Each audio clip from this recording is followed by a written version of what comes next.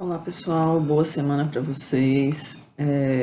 Agora estamos na aula de estabilizadores de humor, na primeira parte, porque nós temos que dividir, tem muito material, muito conteúdo.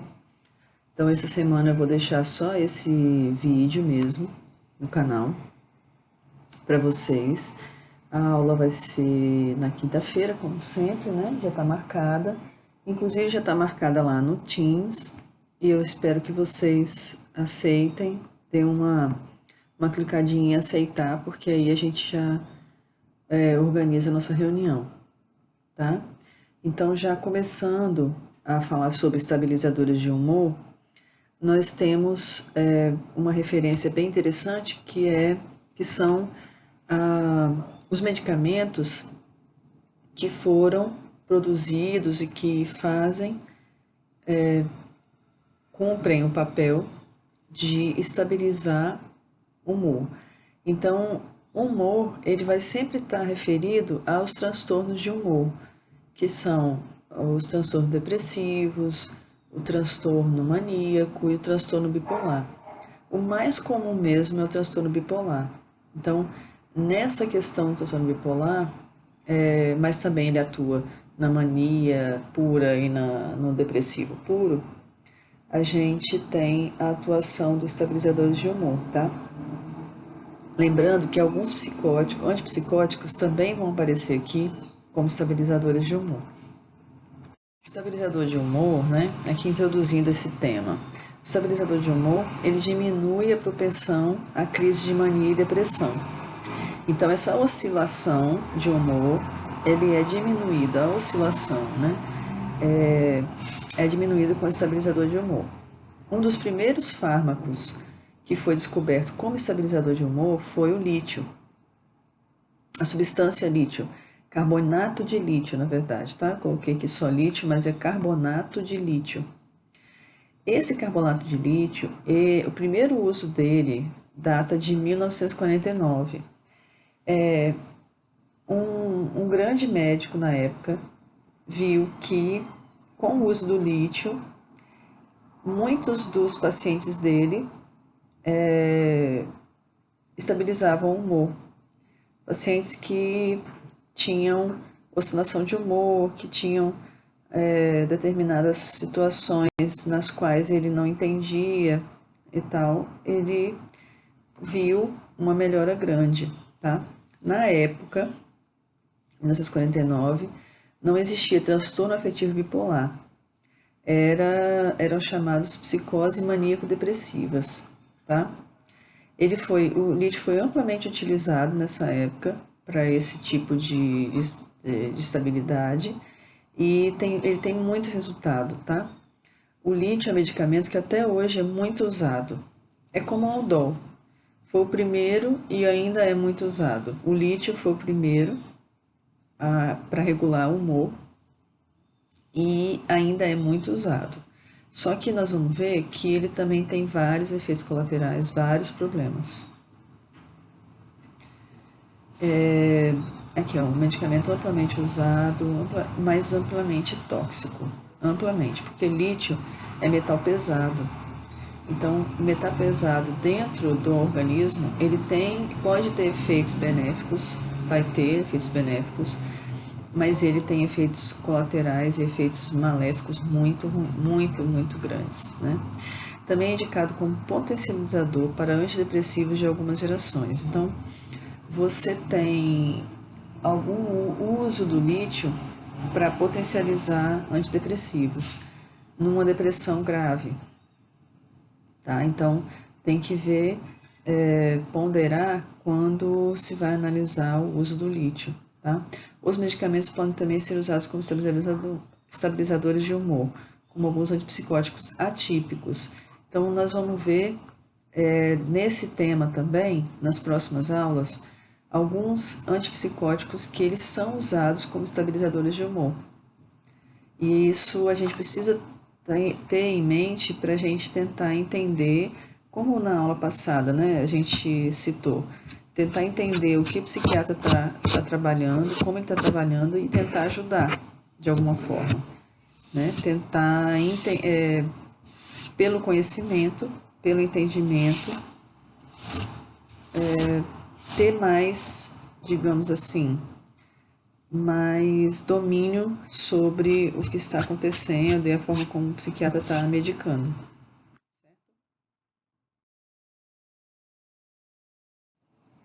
Aqui nós temos o DSM-5.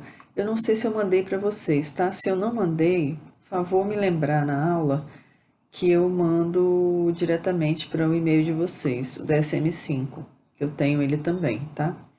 Então, nós temos aqui, de acordo com o DSM-5, são episódios de mania, critério diagnóstico para episódio de mania, que seria transtorno afetivo bipolar. No bipolar, eu tenho tanto episódios de mania quanto episódios depressivos. Isso é escalado, tá? Então, tem muitos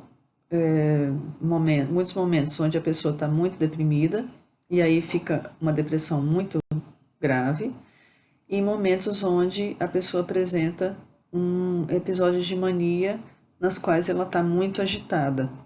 Então, o problema do bipolar é essa oscilação. É nisso que o lítio ajuda. Ele ajuda a estabilizar, a não ficar nem tanto na mania, nem tanto na depressão. Ele ajuda muito isso, né? Ele tem um efeito muito benéfico, muito bom para regular o humor. Então, aqui nós temos critério diagnóstico: autoestima inflada ou grandiosidade, redução da necessidade do sono. Então, a pessoa não dorme praticamente, mais loquaz que o habitual, expressão para continuar falando, então a pessoa fala muito, fuga de ideias ou experiência subjetiva de que os pensamentos estão acelerados. A pessoa acelera muito, fala muito de muita coisa ao mesmo tempo.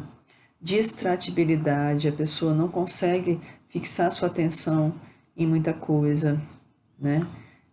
Aumenta a atividade dirigida a objetivos, então a pessoa fica muito focada em alguns objetivos, por exemplo, trabalho, escola, ou agitação psicomotora, atividade sem propósito, né? A pessoa fica muito ativa, mas sem propósito. Vai para lá, vai para cá, vai para lá, vai para cá, vai para lá, vai para cá.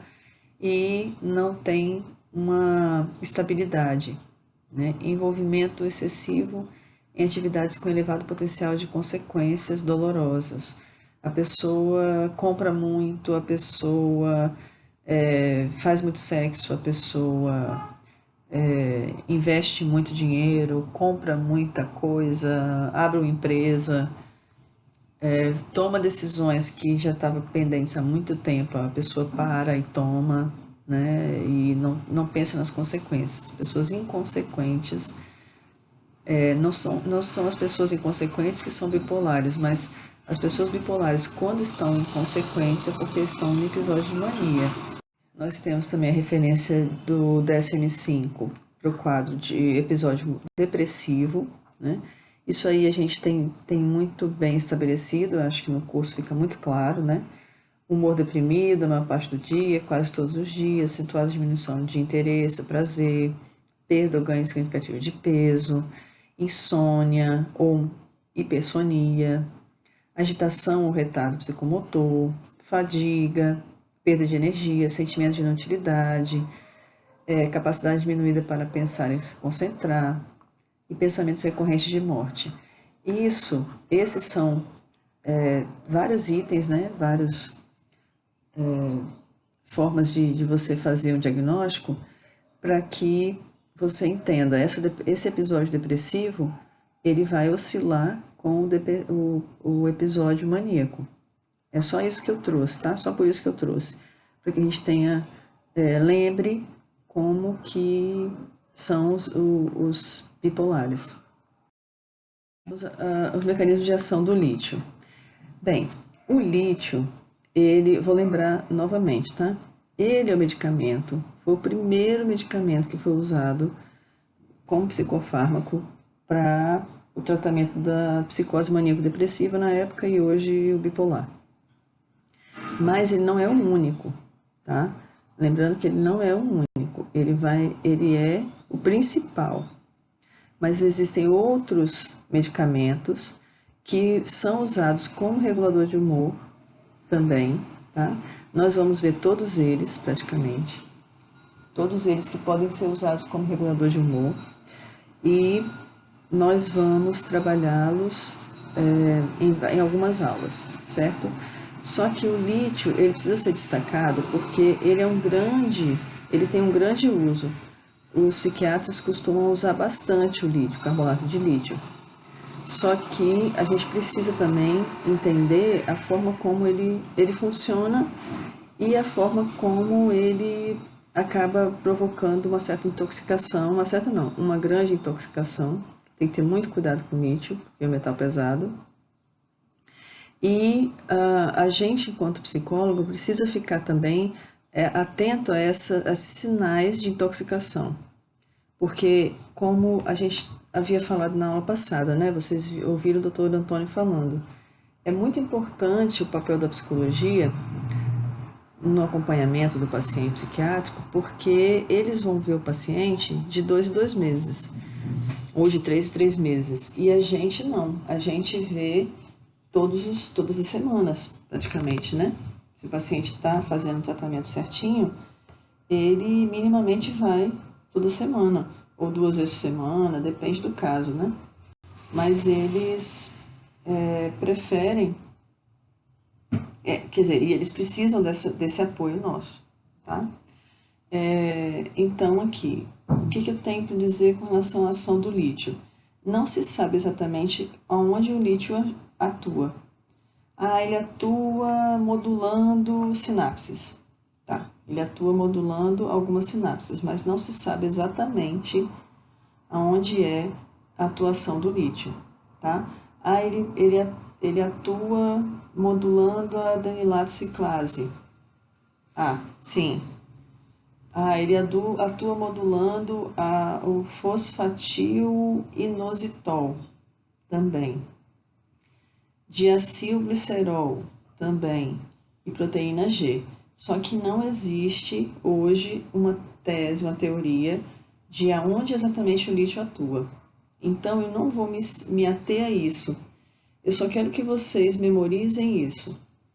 Primeiro, o lítio age modulando sinapses, modulando reações, tá? Intracelulares ligadas à adenilato ciclase, ao fosfatil inositol, PI, o DAG, que é o diacilglicerol, e as proteínas G. Então, ele vai atuar nesses sistemas, tá? Mais pra frente eu vou mostrar uma figura que vai ficar mais nítido as ações, como funciona, quer dizer, as ações, mas não se sabe exatamente como, tá? Então, o efeito final são mecanismos neuroprotetores e neuroreguladores da apoptose, que seria essa morte cerebral, morte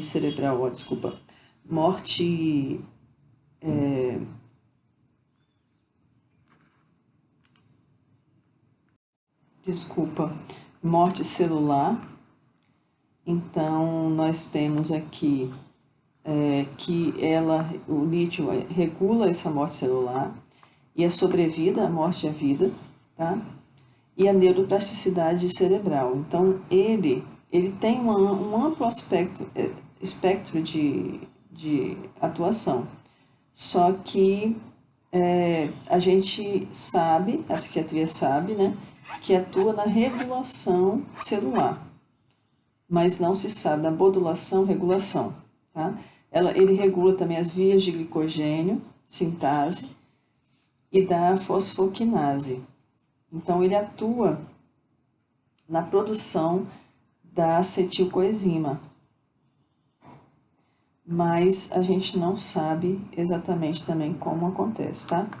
Se sabe que ele é absorvido no trato intestinal, se sabe que a meia-vida plasmática é de 20 horas e o equilíbrio sérrico é de 5 a 7 dias, então a meia-vida dele dura 20 horas ou seja, a atuação dele, o pico de atuação que ele apresenta dentro do nosso sistema intracelular é 20 horas, são 20 horas ele fica ativo. E de 5 a 7 dias, a dosagem dele, por exemplo, se for uma dosagem diária, ela entra em equilíbrio. Então, ele vai sempre estar ativo. De 5 a 7 dias, nós vamos ter atividade 24 horas do lítio no corpo, tá? De 5 a 7 dias. Pela longa meia-vida, ele tem uma meia-vida longa, né? Ou seja, o tempo que ele está atuante no organismo são 20 horas, então a meia-vida dele é longa, porque, por exemplo, Rivotril, a meia-vida dele é 3 horas, 2 horas, então a meia-vida dele é bem longa, então ele pode ser administrado em dose única. A dose medida pela concentração sérica do lítio, 0,5 e 1,5, é medida geralmente pela litemia, tá? Litemia é o nome do exame que é feito para medir a quantidade de lítio que está disponível no nosso organismo, tá? Então, essa litemia, isso é importante que vocês anotem aí, a litemia ela é feita de 6 em 6 semanas. Então, ou se há algum suspeita de intoxicação, ela é feita semanalmente, ou de 2 em 2 semanas. Então, a litemia, ela é um exame que ele é obrigatório para quem usa lítio. Outra coisa que eu preciso dizer para vocês é que aqui em Aracaju não é realizada. Quer dizer, o material é colhido aqui e a litemia é feita em Salvador. É enviado para Salvador, tá? É um exame tão complicado que nem aqui faz. Os laboratórios aqui não fazem. Outra coisa que eu queria destacar nessa lâmina é que 0,8 mol EQ, que é a medida, né, por litro aqui, faltou o L, é indicado no tratamento da mania aguda. Então, para a mania, nós temos 0,8. Isso é importante para a gente entender, tá? A concentração sérica do lítio tem que ser entre 0,5 e 1,5. Não pode ser diferente disso. Se a litemia der mais do que isso, já é intoxicação. Vocês saberem, tá? Como é que está funcionando a ideia de como o lítio funciona, de como o lítio atua, né? Aqui, esse PI inositol, né? O DAG, lembra que eu falei do DAG? A proteína quinase C e a fosforilação. Nós temos aqui um fluxo de cálcio entrando ou saindo da célula pela proteína G, ó, a proteína G ali na parede celular. E o inositol, ele vai entrar, né, nessa célula e vai sair DAG. Aí nós temos a proteína G como um regulador disso, tá? O lítio regula essa passagem do inositol 2 para o inositol 1. Né? Ela faz essa passagem. Não se sabe exatamente, ela modula essa passagem aqui. Então, para entrar na célula, eu preciso de um PIP e o PIP2 sai. PIP2 sai, parte do PIP2 vai se transformar em DAG e parte do PIP2 vai se transformar em P3, que vem pela fosforilação, vem se transformar, se projetar como inositol 2. E o lítio meio que impede essa passagem do inositol 2 para 1. Mas isso aqui, gente, é só para vocês terem uma ideia, tá? Não precisa fixar isso, não. Isso aí é só mesmo porque é uma tese, é uma teoria. o uso do lítio, ele tem como efeitos colaterais vários pormenores aí. Primeiro, a polidipsia, ou seja, uma sede excessiva, a pessoa apresenta uma sede bem acentuada. Poliúria, que é a urina excessiva. Nós temos alteração de memória, a pessoa fica com a memória bem deficitária. Apresenta tremor, apresenta ganho de peso, edema, a pessoa começa a ficar inchada, sonolência, tá? Nós temos aí uma grande consequência que é a sonolência e o cansaço. A pessoa se sente cansada. É uma das grandes queixas de quem usa lítio. Primeiro é o ganho de peso e o inchaço. E segundo, a sonolência e o cansaço motor, cansaço físico excessivo. A pessoa se sente como se estivesse desfalecendo. Em alguns casos também apresenta diarreia, náusea e vômito. A pessoa fica sem conseguir comer direito, porque vomita muito e ao mesmo tempo ganha peso, né? É bem complicado essa história. Outra coisa também que é um efeito colateral é a foliculite, que é a inflamação dos folículos capilares. Aqui nós temos os efeitos colaterais da intoxicação. Então, aqueles eram efeitos pelo uso normal. Então, lá, a litemia, se for feita, né, ela vai acusar de 0,5 a 1,5 níveis séricos, tá? Aqui, a litemia, ela já passa de 1,5 a 2, essa medida por litro de sangue. Então, nós temos aqui que o carbonato de lítio já está intoxicando. Vamos supor, né, que o lítio já está fazendo essa intoxicação.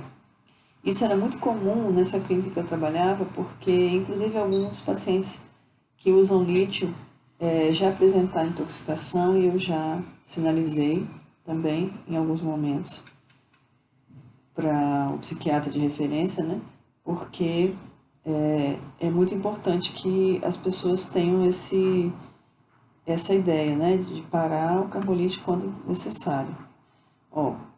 Uma intoxicação leve, ela apresenta vômito, dor abdominal, boca seca, ataxia, dificuldade de andar, né, tonturas, fala arrastada, nistagmo, que é um movimento, um tremor nos olhos, letargia, que é a dificuldade, a pessoa fica lenta, letárgica, assim, bem lenta, sabe?